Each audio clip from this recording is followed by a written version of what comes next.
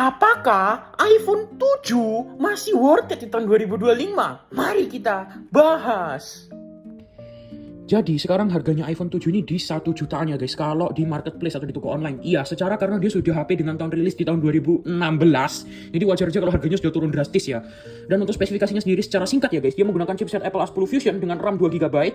Dan untuk versi iOS-nya sendiri, dia mentok di iOS 15.8.4 dan tidak menerima perbaruan software lagi ya guys.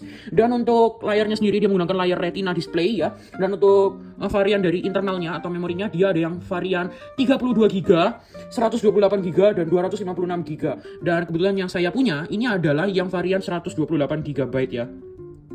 Dan untuk baterainya sendiri, ya ini cukup kecil guys untuk di tahun 2025. Cuman 1960 mAh. Ya, kecil banget untuk di tahun 2025. Tapi jangan salah guys, di tahun 2016 atau di saat iPhone 7 ini baru rilis, baterainya tuh bisa bertahan seharian ya guys. Dan cukup tergolong awet ya untuk baterainya pada masanya ya, pada masanya. Dan untuk kameranya sendiri, untuk kamera belakangnya dia beresolusi 12 megapiksel yang dapat merekam di resolusi 4K 30 fps. Dan untuk kamera depannya sendiri dia beresolusi 7 megapiksel ya guys. Dan langsung aja sekarang saya akan melakukan tes kamera. Nah, untuk hasil kameranya tuh dia seperti ini ya guys. Masih tergolong lumayan bagus dan lumayan tajam ya guys. Apalagi hasil dari videonya guys. Videonya juga lumayan mumpuni ya. Videonya sebenarnya bisa sampai 4K 30 fps guys. Bentar. Nah, ini bisa kalian lihat ya. Rekaman videonya bisa sampai di resolusi 4K 30 fps. Tapi saya setting di yang resolusi paling rendahnya ya, 720p 30 fps karena takut memorinya cepat penuh guys. Jadi kurang lebih seperti itu ya guys untuk hasil dari kameranya si iPhone 7. Kamera belakangnya dan untuk kamera depannya dia seperti ini ya guys.